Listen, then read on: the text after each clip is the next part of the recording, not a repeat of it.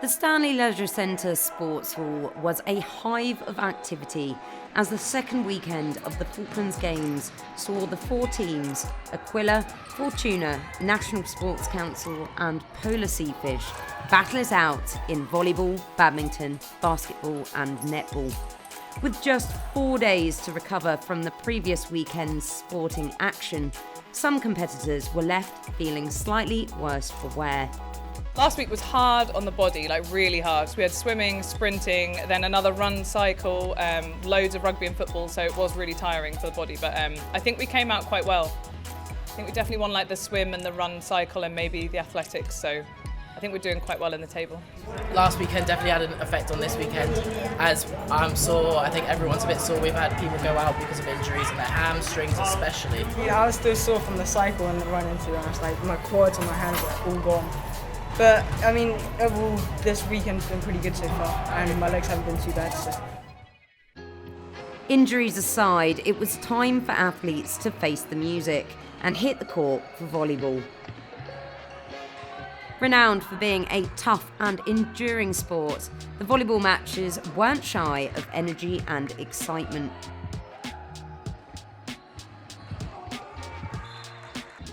Volleyball was a true showcase of teamwork and strategy. Athletes worked together to deliver powerful spikes, clever blocks, and perfectly placed serves. Matches were fast-paced and filled with exciting rallies as teams battled to dominate the court.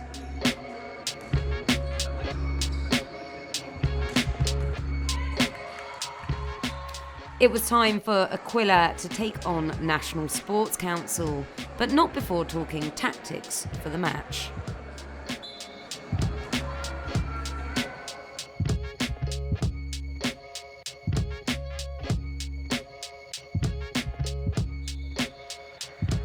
Both teams were able to maintain some good rallies and pick up those points.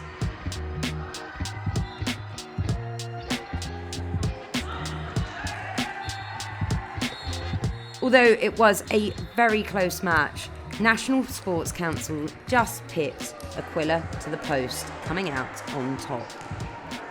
It was less shocking for me today, yeah. When we played last night, it was awful. I could not get the hang of it. I've not practiced since we did it last year, which is a problem because it's a sport that's quite awkward to pick up, I think. It's hard to judge where it's coming and how hard to hit it and stuff like that. The court's actually quite small, so and it's terrifying, it hurts. Hurts my little army, so but today was better. I was pleased, I hit it a few times, so. The last set, obviously, it was 1-1 on the sets, and then we're just unfortunate that a couple just didn't go over, but everyone put a lot of effort in, and it's really tiring. Definitely kind of bouncing around with your arms is, quite tiring, so. Tensions were rising as some of the more experienced volleyball players contested the calls from the referee, especially around the rules of the game. With the volleyball, it looked like there was some choice calls made. I saw Neil kicking off a few times.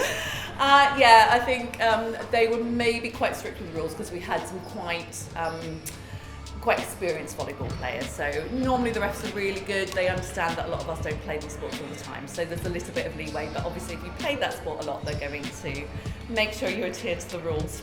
It's very hard on the knees, and of course, it's not my main sport. It's not Ramaz's main sport as well. But it's fun, when you get to.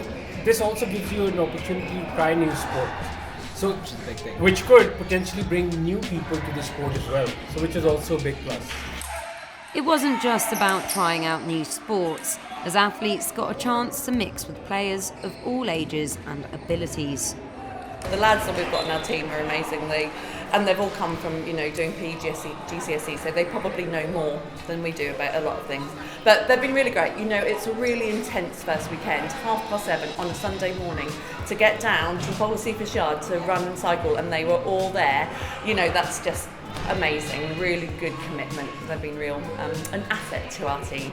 Playing with adults is great. You learn new stuff and you meet new people, and you get really nice friendships going on. It's really, really good opportunity for all that. There's a lot of kids playing this year, a lot of year 10 and 11s, I think. So they've made it really fun as well. And they're all good at everything, you know, because they do it all the time at school. They're just brilliant. So they're great to have on the teams. They know all the rules. They're really good. It's not just our team, it's all the other teams as well. They've also come and seen us and, well, seen some of the younger ones that are specialised in those sports and been there like, how can we do this, how can we do that? And obviously you don't want to be like, no, I'm not going to help you because you're not on our team, but it's been nice to help. My youth helps a lot. I think we have extra energy compared to the slightly older ones. But no, they do have more experience, so that does help. But I think overall we're better. No, but that's a very important point. I think for the youth, because they get to compete with the adults. Yeah. And of course, I've been seeing every team has been coaching, supporting the youth, particularly. Each other as well, but youth more so, because they want to encourage them. Yeah. You know. Words of encouragement assisted in keeping team morale high as teams faced an action-packed afternoon of team sports. After some intense volleyball matches, it was time to swap out the ball for a shuttlecock as the badminton got underway. Badminton is your sport from what I know. Yeah. Are you looking forward to that? How do you think you're going to play today?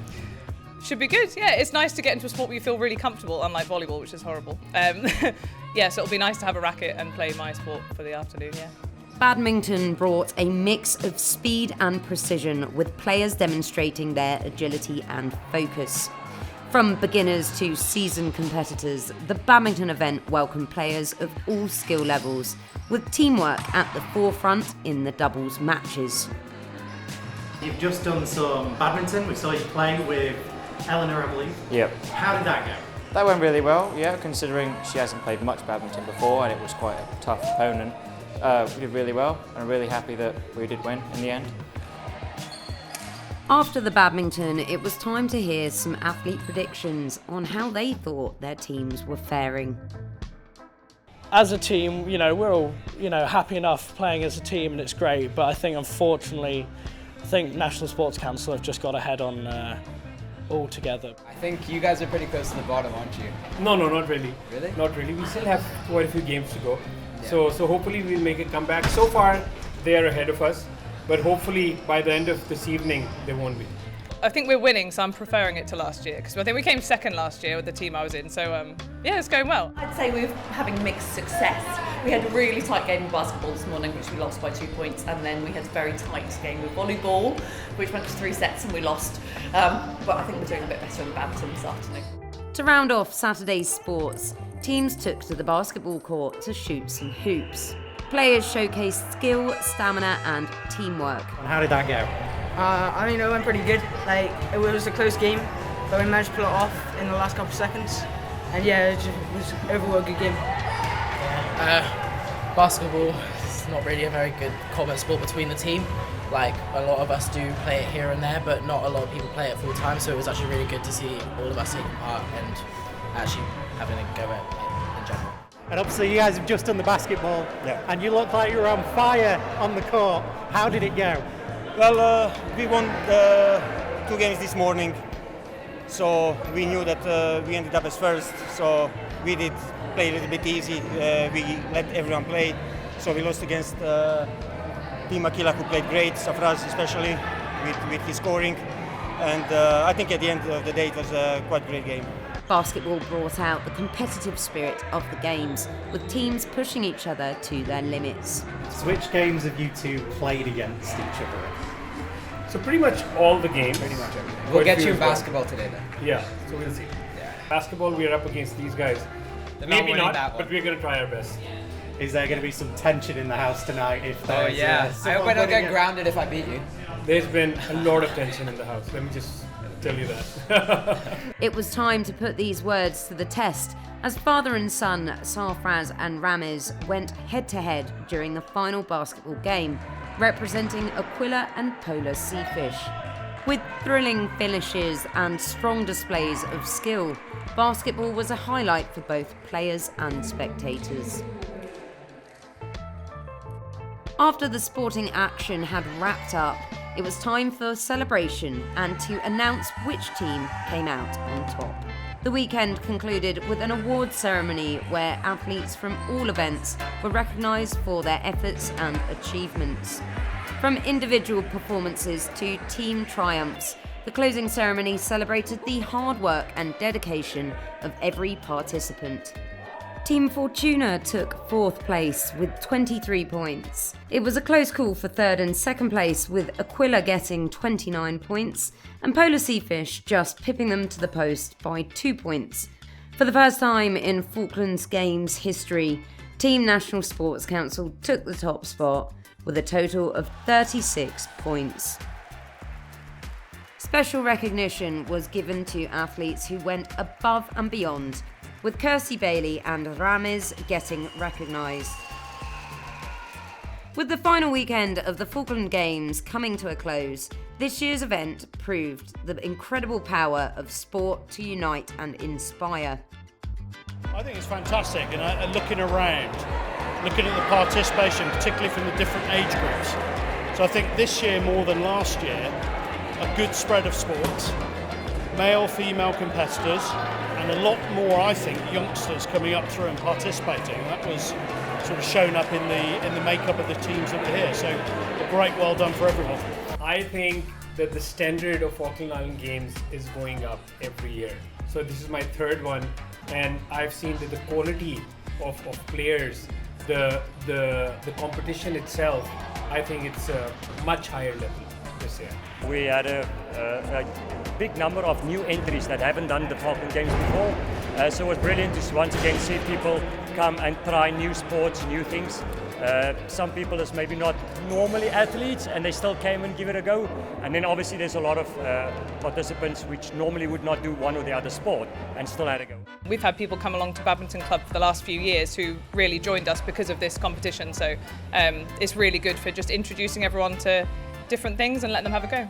You meet people through this that you never really see some other time, so it's a really lovely way of just meeting new people in the community, and if you enjoy playing sport, then it's a great thing to do. I think it's gone really well. I enjoy making new friends as part of my team, and I enjoy beating him a lot. So. I'd love to take part. Next year when golf's included, that's more my bag. You'll be pushing for the golf to take part. Perhaps so, yeah. The Falklands Games will be remembered not just for the trophies and victories, but for the long-lasting friendships, memories and community pride. And of course, no Games is complete without a Sarfraz selfie.